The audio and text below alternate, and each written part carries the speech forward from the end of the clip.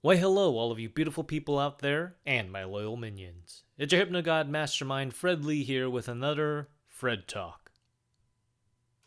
Before we get on with this episode, make sure you smash that like button and subscribe if you haven't already, and don't forget to bring that bell icon so you don't miss out on a brand new episode.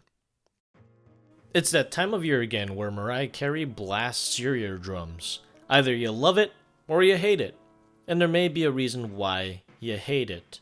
It's not just the fact that some songs that have been played year after year after year can get annoying, but specifically something a lot darker. We're talking about holiday depression. And in this episode, we're going to go over ways to combat holiday depression and ways for you to be a lot happier during the holiday seasons, because there are logistical and also emotional reasons why you're feeling the way you do. First and foremost, the obvious. During the winter months, you don't get a whole lot of sunlight.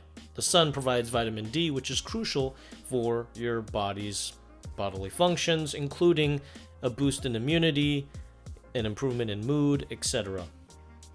The lack of sunlight, of course, leads to a higher likelihood of negative emotions going about. It's the way your body responds when it's lacking in certain vitamins. In other words, it's a form of malnutrition. Aside from vitamin D supplements, here are some ways that you can actually get by the holidays, because there's other factors. And some of these other factors you may be aware of, others you may not. Let's get started with some of the following, and that is to keep your expectations modest. Because the holiday seasons, especially if you have very overbearing family members, your expectations can get all out of whack, thus creating unnecessary stress. By keeping your expectations modest, you'll be able to focus more about how you're supposed to feel, more so than what the holidays are supposed to be like. So anything that's abstract in terms of expectations, dismiss it, focus on the things that genuinely matter. Because really, the holiday season is about sharing that joy and that love with others, more so than worrying about what kind of shitty sweater you want to get for your cousin. This brings on to the next point: do something different. By doing the same thing year after year after year, that repetition can often be unmotivating in terms of what you want to do for the holiday season. Spice things up, have a little fun. Hell, if you don't like the whole Christmassy, smelly pine tree thing, you can always throw in some pumpkin spice here and there, or you can do a whole barbecue cookout. I don't know, just mix up the scents, mix up the atmosphere, change it up. The whole Nightmare Before Christmas thing, it's hip, it's trendy for certain groups, and it's a fun alternative way of celebrating your beloved holiday. Just mix it up, have fun, get creative. This is one that most people don't really talk about, and that's to lean on your support system. Always have a good friend or a family member to reach out to, just as long as you have that one person you trust, or several, whenever you're not doing well, personally, emotionally, anything that gets in your way, anything that's dragging you down, it's good to reach out to your emotional support, and that'll definitely get you through the holiday season. This is just common sense, but it's always a helpful reminder to those out there to have someone to lean upon, to have someone to rely on. By having that support, you'll be able to get through the holidays without having to worry about trying to deal with your inner demons if you have not yet fully unlocked your metacognitive abilities.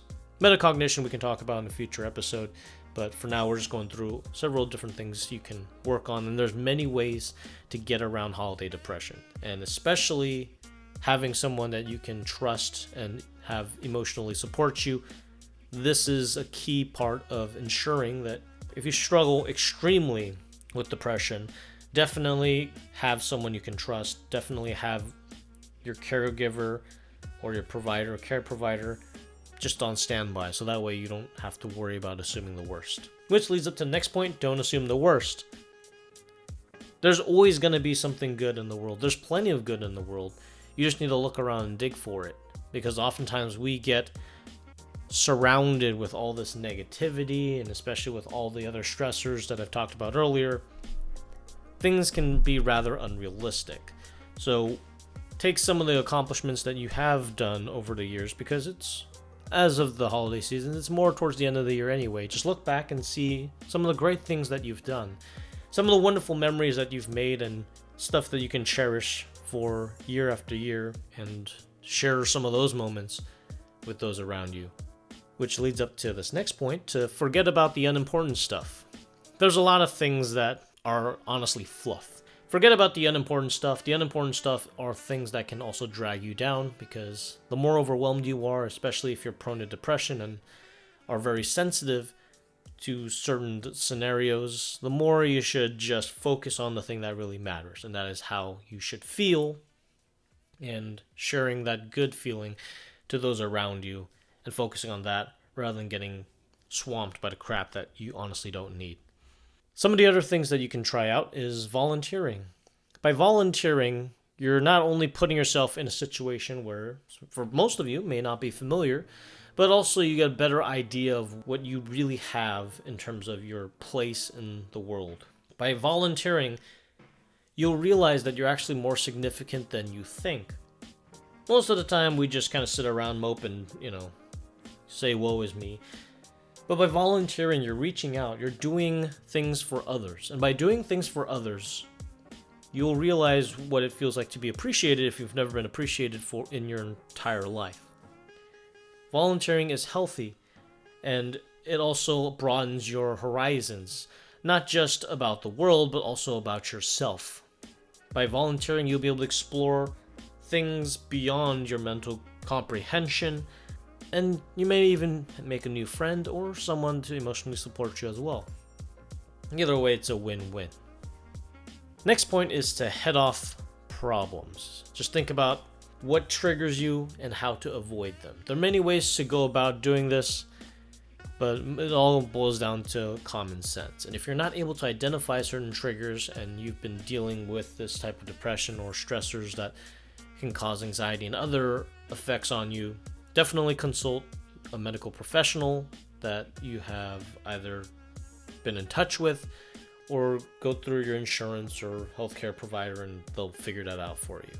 This is a very easy point, and that is to ask for help. But you got to be very specific. If you're not specific with the kind of help you need, it's hard for those to help you.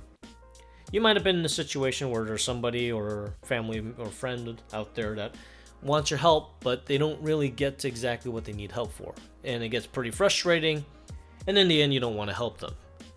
Especially if you're dealing with mental and physical stressors. The more specific you are about what you need help with, the more easier it is for you to alleviate that stress, get rid of that anxiety and depression, and you'll be able to bear with the holiday seasons and eventually come out a stronger, healthier individual.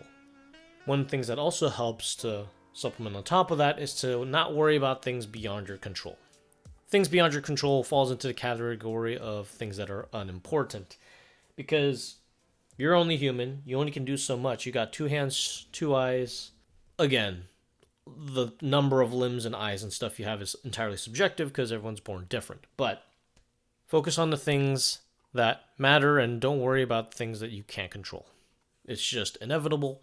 But the things that you do control, like I mentioned earlier, volunteering and leaning on people that you can rely on, those are the things that'll definitely make a difference. Just persevere and keep at it. And then this part is more of a callback to some of the previous points, and this is to find positive ways to remember loved ones. Whether alive or deceased, find ways to remember loved ones and think about what that person would want you to feel. How would they want you to convey the holiday spirit or emotions? Or just think in the lines of what would they do? What would your grandma do? What would your aunt do? What would your uncle do?